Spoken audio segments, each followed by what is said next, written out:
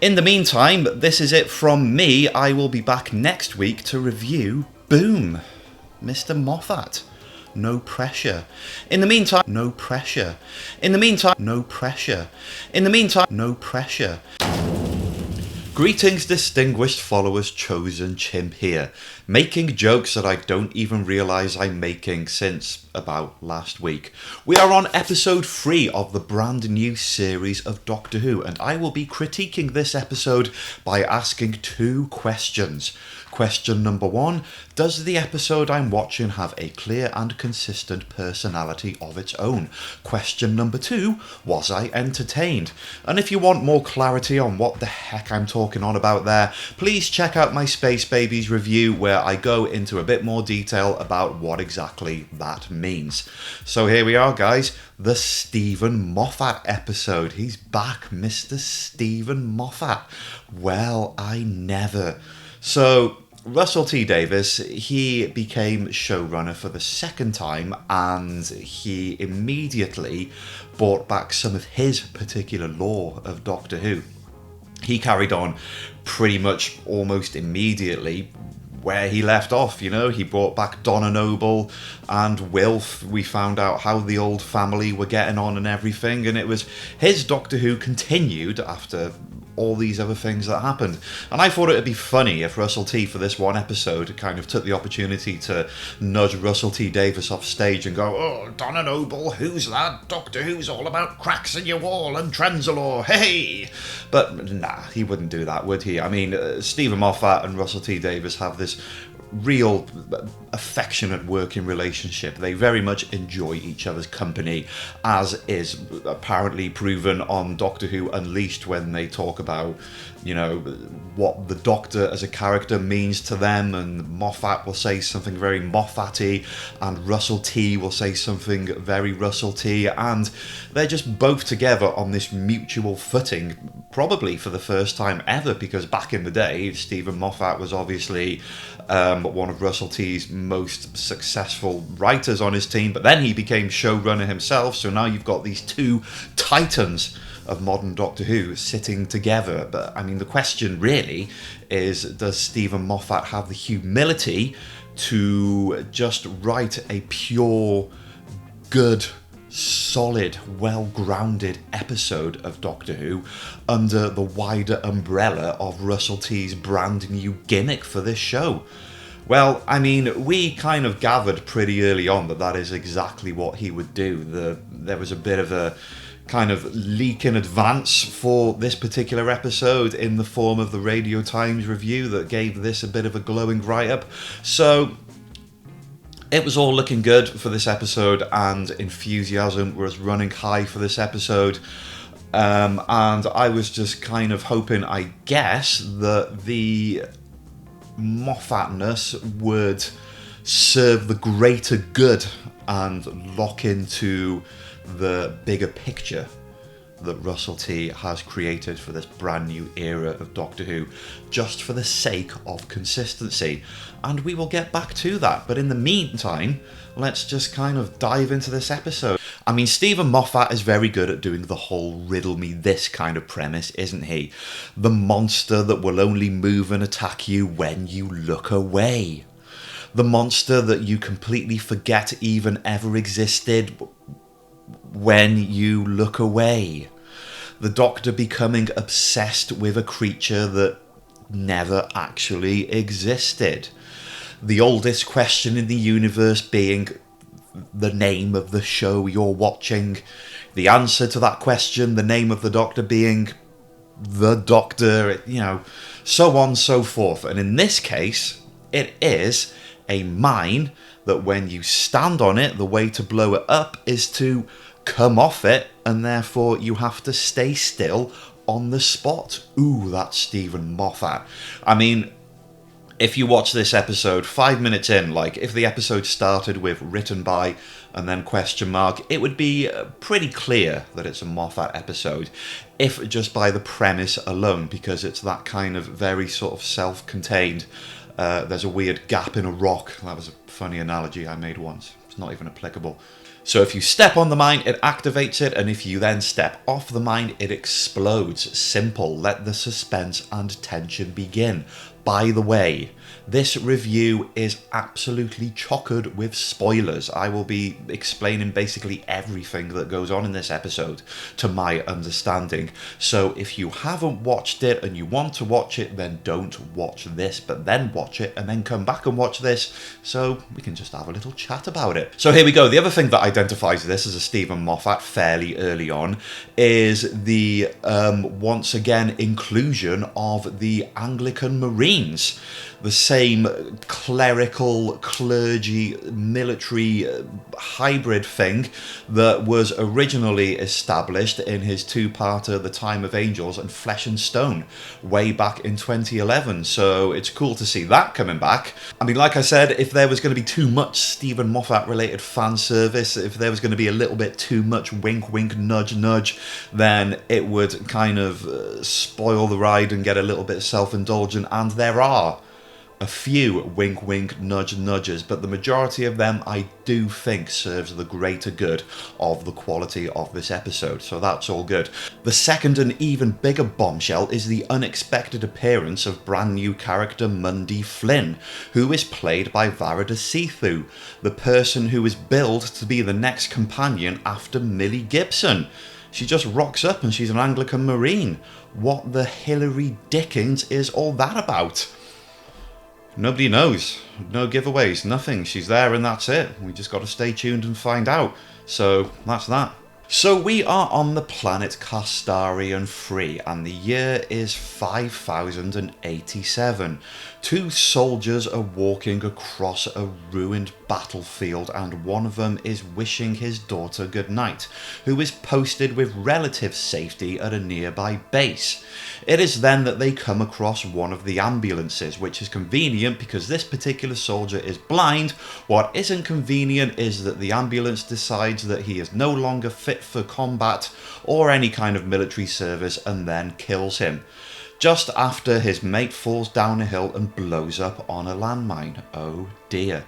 Here comes the doctor, he hears the scream, he runs out of the TARDIS ahead of Ruby Sunday and steps on a landmine. Here we go.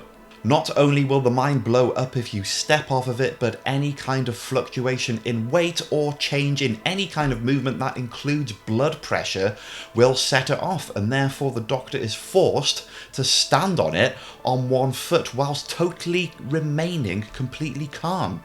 He can barely break a sweat or look down or do any kind of panic, and every time he does, the four little fingers that are left on this mine, which is almost primed to explode completely, fill up with green bars, and when it completely fills up with green bars, kaboom!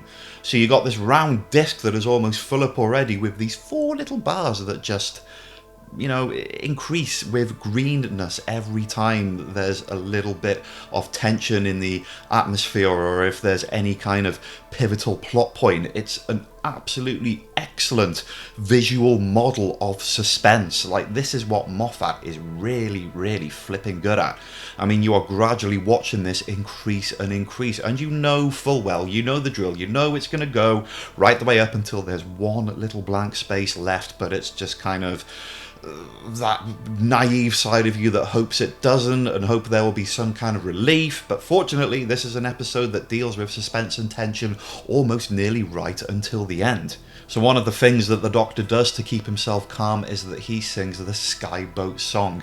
And this song has a really interesting, complex history which dates back centuries. If I remember to, because I'm a forgetful pillock, I will try and link the Radio Times article all about this song in the description of this video, because it's just interesting. So he does that, and Ruby is standing a few yards away from him trying to figure out how best to solve this dilemma, at which point she picks up a capsule with the compressed body of the blind soldier with the daughter. His name is John Vater, and now he's just all kind of squashed and fleshy and dead in this capsule, and you can see one of his eyes. It's horrible. So on the subject of mines, there is a big V on the mines, and the V stands for Vilengard Corporation, a weapons supplier that has dealt weapons to all sides of conflict for a couple of thousands of years in this sector of human history, I think. But the most important thing is this is a very niche, nerdy bit of fan service to numerous older Stephen Moffat episodes, going right back to the Doctor dances, where some of the tech from there that Captain Jackie uses was supplied by Vilengard even, sorry. And this name drop continues in Time of Angels and a bunch of other Moffat stories. Yeah, there's a big old article about Vilengard on Wiki Fandom if you want to geek out on all the other references. I had a quick look after this episode, and yeah, there's loads and loads. So the Doctor being the Doctor, when he's standing on this mine that's going to blow him up and he has to remain calm and he's got one foot in the air, one of his immediate thoughts is, I heard screaming, go and see if somebody else needs help, which is very lovely and doctorish.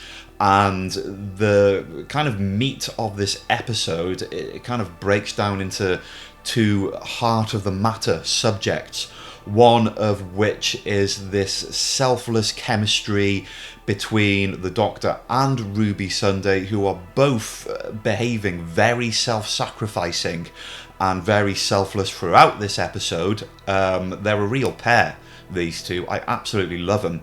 And this episode just makes me love them even more. And the other thing is the references to the cold-hearted capitalist nature of the big business war machine. Moffat has touched on the subjects of war and the gritty tragedy and silliness and hypocrisy of war in a whole bunch of ways across his tenure.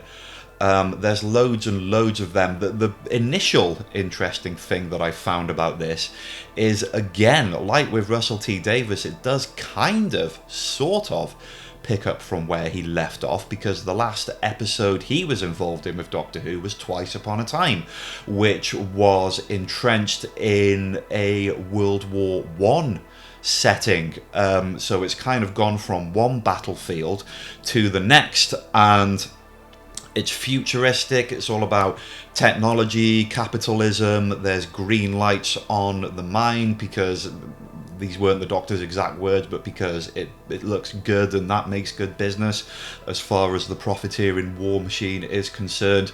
But there's also this quite striking reference to poetry and contemplative thoughts embedded in real life history of war. There is an interesting reference that he makes right at the end of the episode, and I will talk about that in more detail in a second. But one of the things he does in just a moment when Ruby goes up to him with the capsule is that he talks about songs and poems for soldiers, and songs and poems about soldiers should always be sad.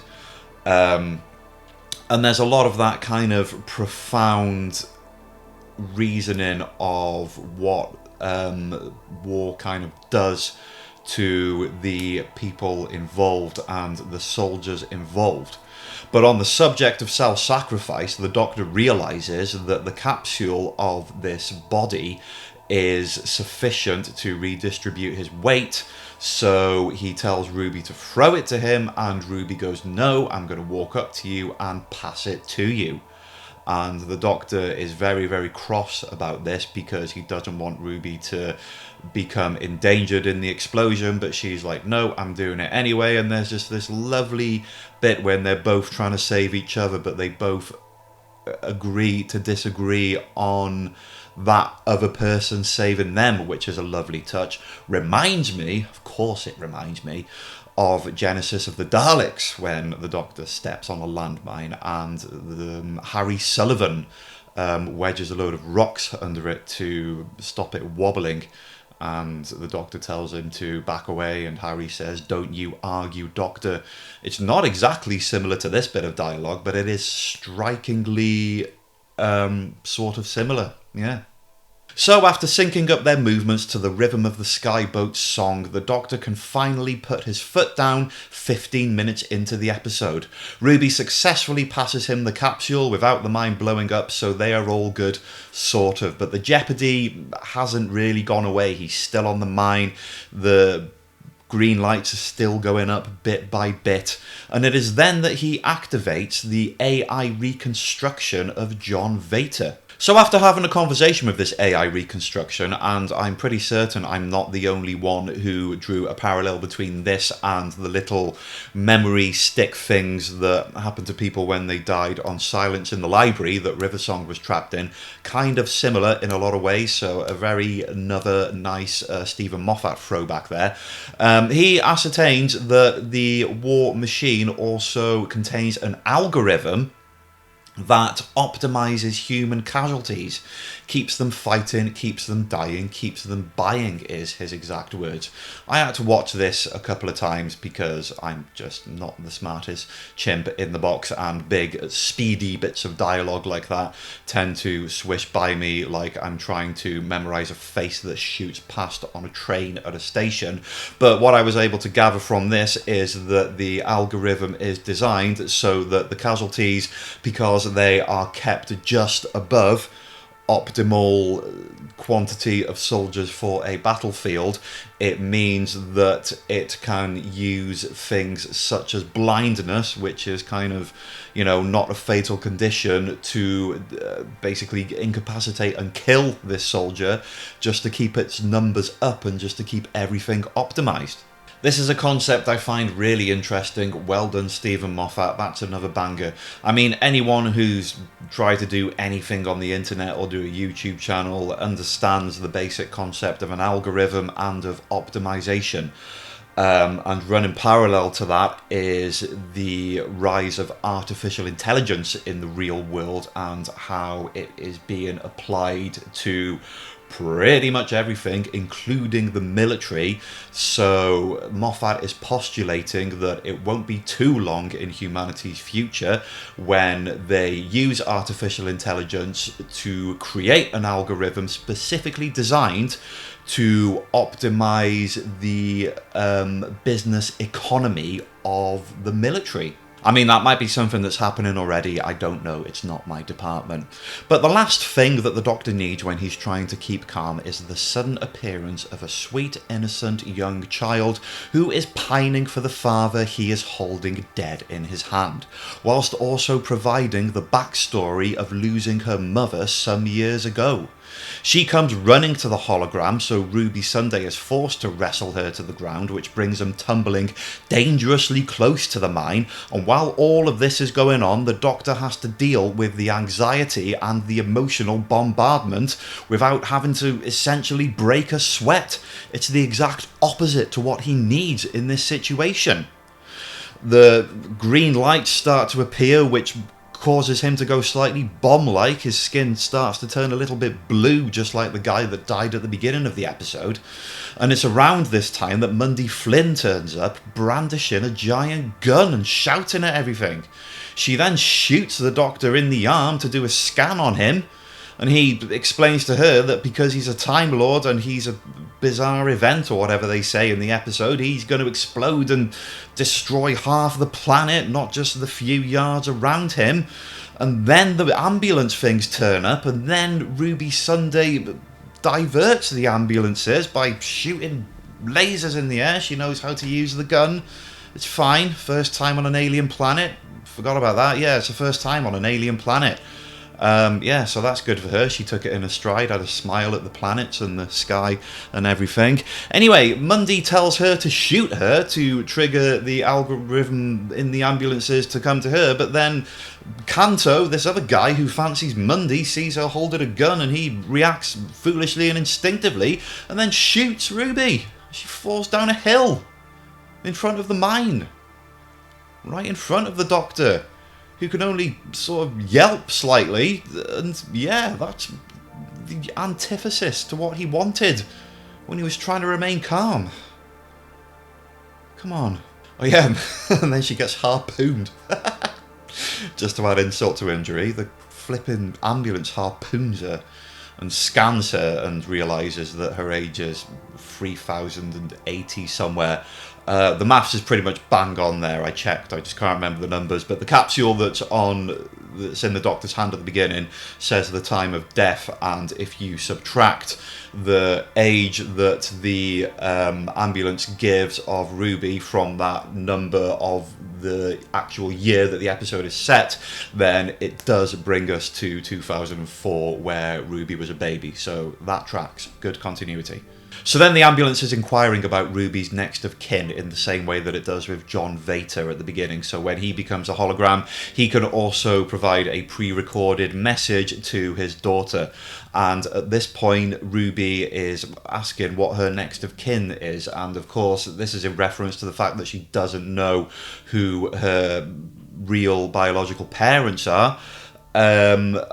I don't see necessarily why this stopped her from just naming Carla her adopted mother, seeing as she considers her to be her real mother in every sense of the word as far as guardian and mentorship is concerned. Like, next of kin doesn't necessarily pertain to a blood relative, so I don't know why she didn't immediately just say that.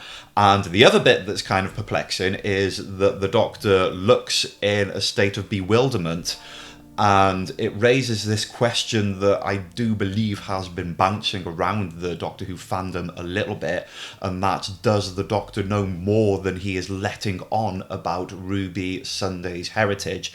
Has he seen at some point in all those flashbacks to the church on Ruby Road something that he hasn't told Ruby and hasn't told us, the viewer, yet?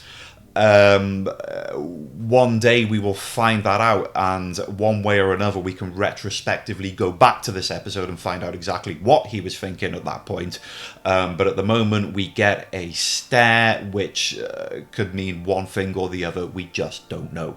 But then, boom, it starts to snow. She does the snow trick again, but then the snow freezes because her vital signs are fading. She's basically dying. And it's at this point that Mundy has the gall to ask the Doctor, what do they do? I honestly thought the Doctor was going to swear at her at this point, but instead he just goes surrender, because he drops the bombshell to her that they have been fighting nothing. The Anglican Marines went on this planet believing that they were fighting sentient mud creatures. And the Doctor explains that there is no such creature on this particular planet, and because they went down onto this planet and immediately fired warning shots into the air, this triggered the warmongering algorithm to register that there was conflict, and so constantly keep the optimal line of soldiers constantly in balance. Hence the casualties and the deaths, and I presume that all the ruined things in the background. By the way, good touch with the Meep ship all smashed up in the background. I saw that on Doctor Who Unleashed. They reused the prop. The Meep ship is in the background all broken and fiery. But it basically means that this entire time the soldiers have been fighting nothing, but the algorithm, which doesn't really care about the conflict or the war, it is only utilising their faith as Anglican Marines to keep the war business ticking over, even though there isn't really a war.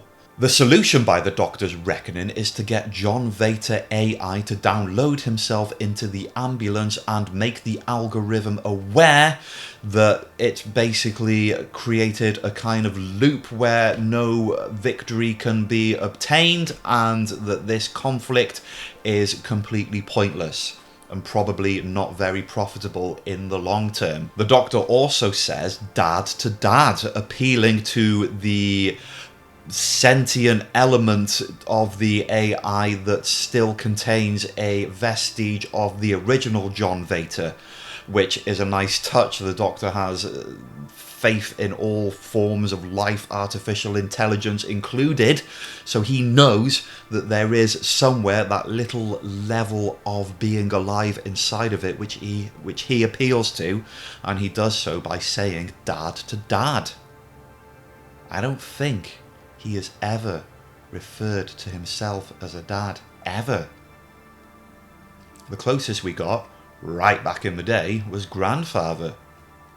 I mean, obviously that means he had to have been a dad, but he's never consciously said that, so that's cool. That's a good little bombshell. It's like the Susan bombshell in the last episode. It's like it's lore that you already knew was there, but to be reminded of it brings this new level of clarity to it. And even though it already existed in your head, then you still kind of go, oh yeah, wow. Sorry, guys, I can't just let that slip by. When I said wow, by sheer coincidence, the music I was using went wow at the same time. Yeah, listen again. Then you still kind of go, oh yeah, wow. Kanto, that guy, he dies. Don't know what else to say about that. Yeah, shame. The algorithm fight back, and there is a very, very nail-biting moment when the bomb is set to explode, and Mundy and Splice don't even bother running away because it's going to destroy half the planet anyway. But it turns out that John Vader did get in the nick of time, and he turns the mine into green kisses all the way around.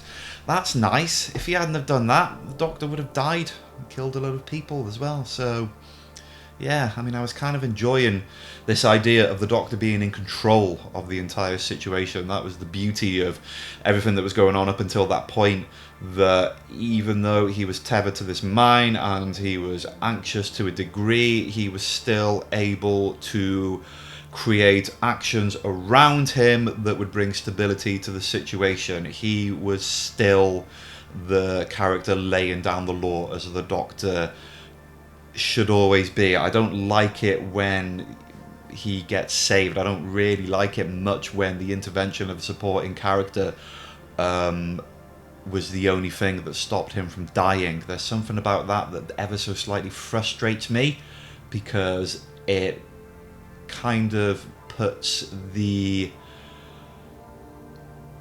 enigmatic brilliance of that character into a little bit of disrepute. But I'm just being a bit nitpicky there, I guess. Not just that, but the entire Valengard algorithm has been taken down. It's done. The Doctor is so happy that he does a little drum thing whilst running around on the battlefield zone. And there you go, folks. There's your happy ending. They all look at the sunset and you see that shot that we've seen for ages now. It's good to know where that came from, and a nice little swerve when it immediately cuts away from that shot you see in the trailer. He just breaks face and goes, right, enough of that. That was funny. I enjoyed that. There's this whole thing of Splice being happy because even though her dad is dead, he is not gone, which is a very optimistic way of looking at things as far as that character is concerned, and the Doctor kind of brings a bit of clarity to this philosophy at the end when he says about how love is always the thing that survives. I don't know kind of how realistic that is in terms of a young person dealing with grief, having that a sort of AI hologram as a kind of reminder, and also the jar with all that mangled flesh and the eyeball looking at her. That can't be good for children. And in the midst of all of this, the Doctor talks about fish fingers and custard. Why? I don't understand. That was the 11th Doctor's thing. It was, I don't know, that throwback to Moffat was a little bit indulgent. I mean, come on, that, I don't know, like, that was 11th's thing. I always figured that 12 hated fish fingers and custard because he changed. So why does the new guy suddenly like him again? I guess he's just a bit of a outward going fella like that, I suppose. But yeah, it's like, yeah, we all know it was you that wrote the episode, Stephen. All right. So at the end, the Doctor makes reference to a sad old man who said what survives of us is love, which is apparently in reference to a poem from the 1950s titled The Arundel Tomb. And this supposedly opens up an entire can of worms for the Ruby Sunday theory, so there's more on that to look into for those inclined to dive deep into the numerous clues spread across this tenure.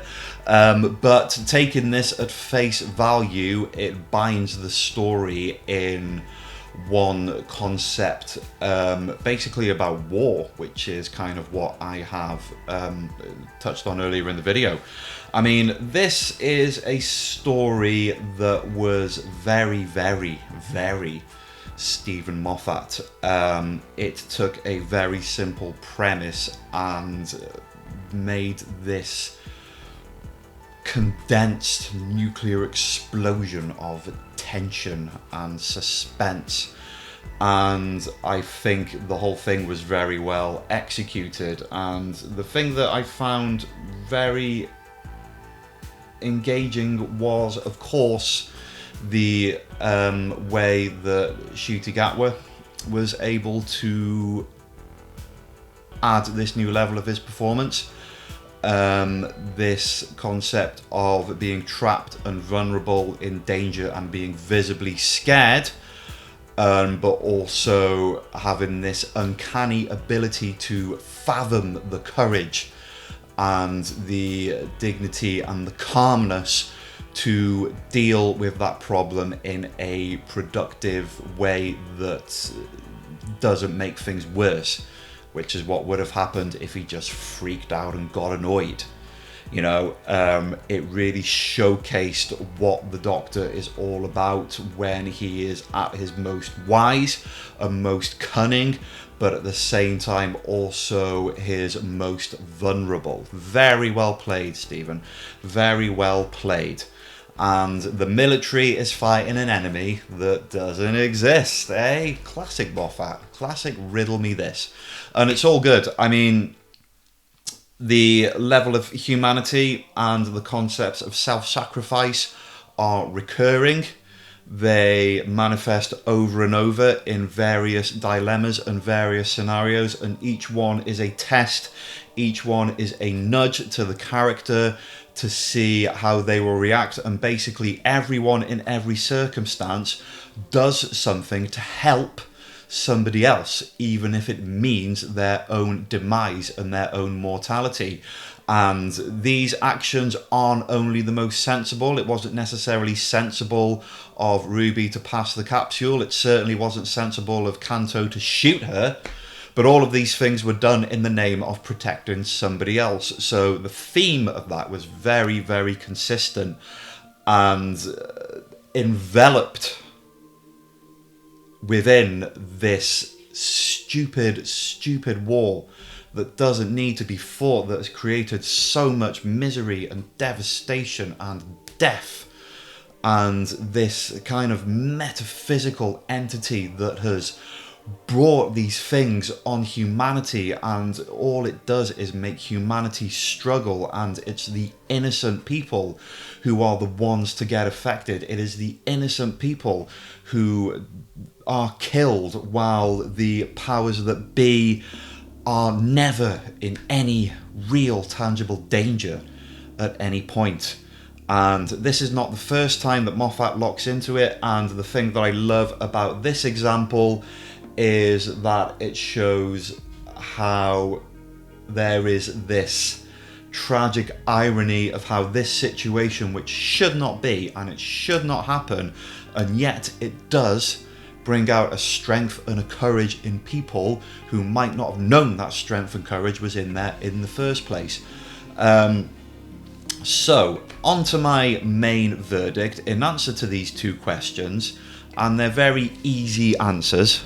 Okay, did it have a clear and consistent personality of its own? Yes, of course it did.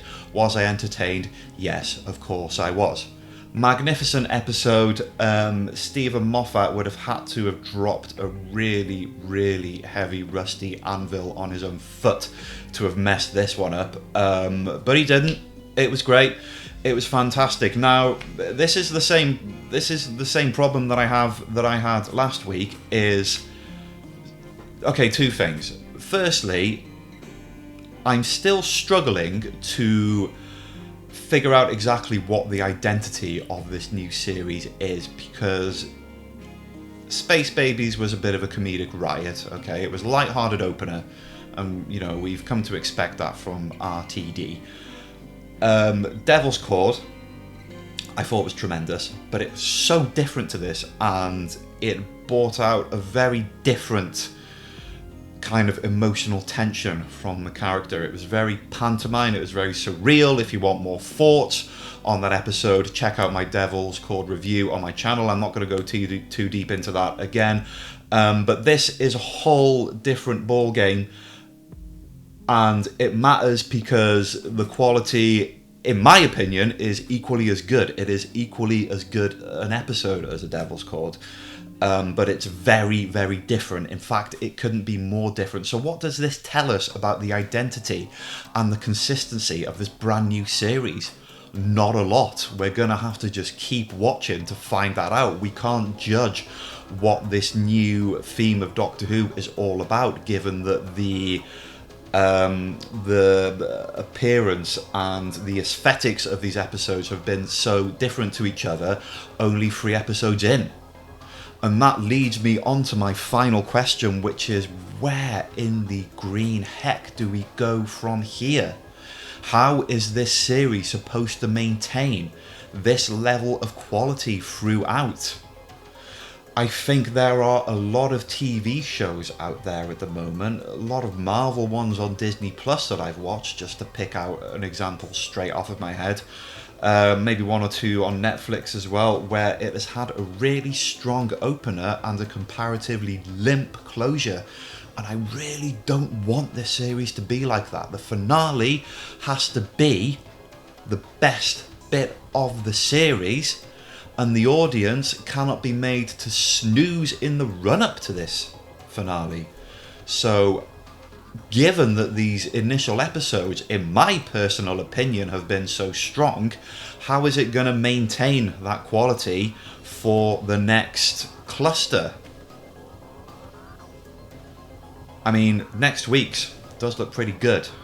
Oh yeah, lots of good comedy as well, lots of sharp wit and snappy dialogue, all the good meaty goodness you can expect from a Stephen Moffat episode. A great pastiche to his tenure of Doctor Who. It just remains to be seen how this episode is going to fit into the bigger picture of this series, and we just won't know until we watch more episodes. In the meantime, it is now time for you to forget everything I said and get in the comments and tell me what you thought of Boom. Please be nice. And you can also head on to patreon.com/chosenchimp to become a distinguished follower for just £1 a month. It is there that you can DM me and request your Doctor Who topic for me to talk about. Anything involving Doctor Who that you like, and I'll talk about it. And you'll get a mention of your name in the video too. Distinguished follower, £1 a month. It would be greatly appreciated as it helps me out with this channel. So I will bid you farewell, and I will be back next week for my review of 73 Yards. And in the meantime, I have only one question left. Who the dickens was Posh Graham? I can only conclude that he was somehow related to Smutty Thomas. He's a real character. He's on Fandom, if you don't believe me. Have a good one.